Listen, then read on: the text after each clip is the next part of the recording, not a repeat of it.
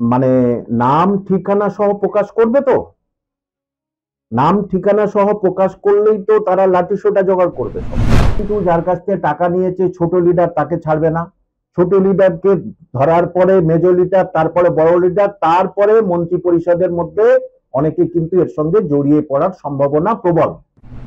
অনেক কিছু গোপনীয়তা এরা করেছিল এবং সেটা আজকের যেটা বার হবে সেটার মধ্যেও থাকবে, এটা আমি অনুমান করছি। সত্যতার সঙ্গে যদি তালিকা বার করতো তাহলে কিন্তু তালিকাটা প্রথমেই বার করে দিত। স্যার একেবারে আজকে যে টেন্টেড যারা চিহ্নিত অযোগ্য অর্থাৎ দুর্নীতিগ্রস্ত ভাবে চাকরি পেয়েছে তাদের যে তালিকা বেরোনোর কথা সেই তালিকার ক্ষেত্রে একেবারে হাইকোর্ট থেকে সুপ্রিম কোর্টে বারংবার চাওয়া হয়েছে কিন্তু দেওয়া হয়নি তাদের পক্ষ থেকে। এক একবার এক একটি পরিসংখ্যান দেওয়া হয়েছে এসএসসির পক্ষ থেকে বলুন কিংবা বোর্ড থেকে শুরু করে সিবিআই এক একবার এক একটি পরিসংখ্যান পেয়েছি আমরা। আজকে যে তালিকা বেরোবে এটা কতটা স্বচ্ছতা সঙ্গে বেরোবে আপনার মনে হয়? দেখুন, স্বচ্ছতার সঙ্গে যদি তালিকা বার করতো তাহলে কিন্তু তালিকাটা প্রথমেই বার করে দিত।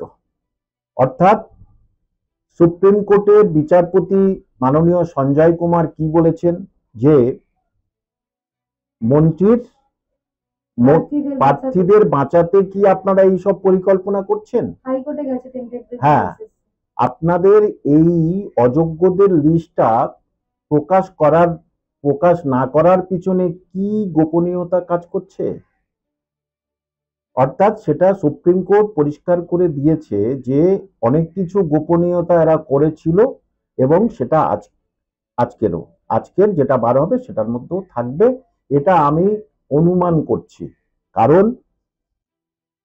একটি সরকারের দুটো এজেন্সি, একটা মধ্যশিক্ষা পর্ষদ আর একটা হচ্ছে কি স্কুল সার্ভিস কমিশন, আর এদিকে রাজ্য সরকার।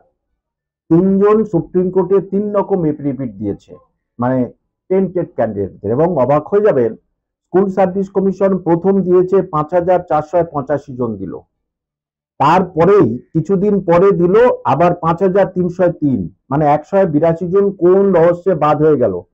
সবার শেষে দিল 6,296 জন, বলে এই কটা টেন্টেড।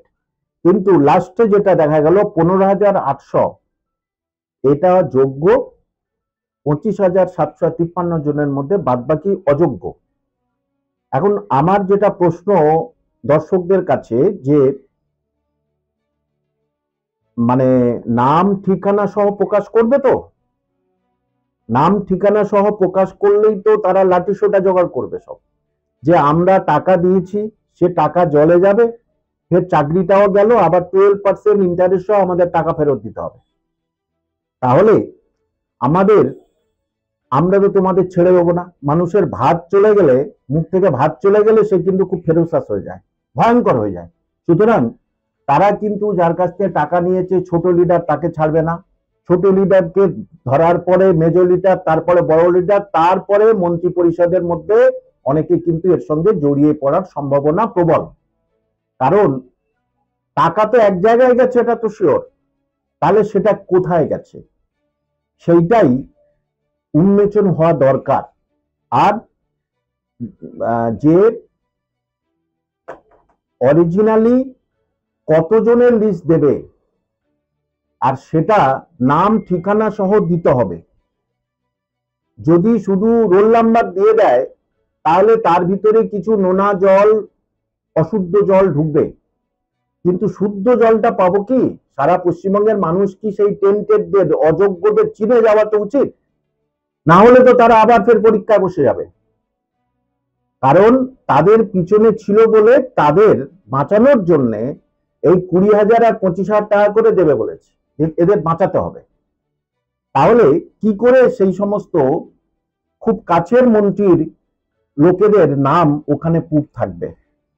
সুতরাং আমার মনে হচ্ছে নাম ঠিকানা সহ দেবে না, আর যদিও বা নাম ঠিকানা সহ দেয় তাহলে ওর ভিতরে বহুত বেনেজল ঢুকে যাবে, আর না হলে হয়তো শুধু রোল নাম্বার দেবে, হাস্যস্কর ব্যাপার। সুতরাং সেটা আজকের অপেক্ষায় আছি, কি দেয় সেটা দেখা।